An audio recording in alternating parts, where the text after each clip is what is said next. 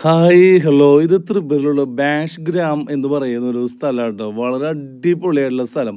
അപ്പം ഞാനുണ്ട്, മാർട്ടിനച്ചനുണ്ട്, ഓസ്റ്റിൻ ഉണ്ട്, ജോസഫ് അച്ഛനുണ്ട്, പിന്നെ ഞങ്ങളുടെ കാറ്റഗിസ്റ്റ് നമ്മുടെ മനോജുണ്ട്. അപ്പം ഞങ്ങളെല്ലാവരും കൂടി ബാഷ് ഗ്രാം എന്ന സ്ഥലത്തേക്ക് വന്നേക്കാണ്.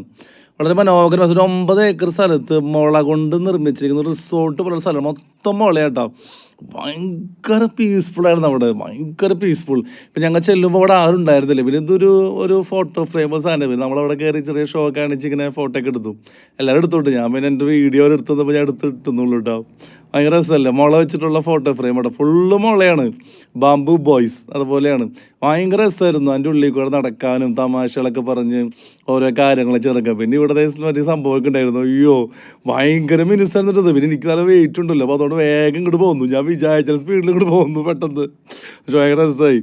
അപ്പോൾ അങ്ങനെ ഞങ്ങൾ ഈ ബാഷ് ഗ്രാമിൽ ഇങ്ങനെ നടന്ന് സംസാരിച്ച്, അയ്യോ അങ്ങനെ ശരിക്കും ഇങ്ങനെ നല്ല പീസ്ഫുൾ ആയിട്ടൊക്കെ നടക്കാനും കുറച്ച് നേരം ധ്യാനിക്കാനും പ്രാർത്ഥിക്കാനൊക്കെ പറ്റുന്ന സ്ഥലം.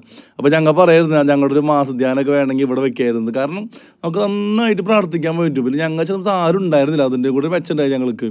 അപ്പം അങ്ങനെ അതിൻ്റെ ഭംഗിയൊക്കെ ആസ്വദിച്ച് മുളയുടെയും അതിൻ്റെ കൂടെയൊക്കെ ഇങ്ങനെ പ്രാർത്ഥിച്ചും പാട്ടൊക്കെ പാടിയും തമാശകളൊക്കെ പറഞ്ഞ് ഞങ്ങളുടെ കുറേ നേരം ഞങ്ങളോട് ചിലവഴിച്ചു കിട്ടാം. വേറെ പ്രത്യേകിച്ച് ഒന്നുമില്ല അവിടെ.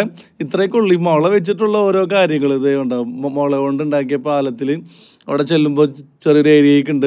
അങ്ങനെ അങ്ങനെ മുള കൊണ്ടൊരു സംഭവം വളരെ രസം. അവിടെ ചെറിയൊരു റെസ്റ്റോറൻ്റ് ഒക്കെ ഉണ്ട്. അവിടെ നമുക്ക് ഫുഡ് നമുക്ക് പുറമേ നിന്ന് കൊണ്ടുവരാൻ പറ്റില്ല. നമുക്ക് അവിടെ അത്യാവശ്യം നല്ല ഫുഡൊക്കെ കിട്ടും.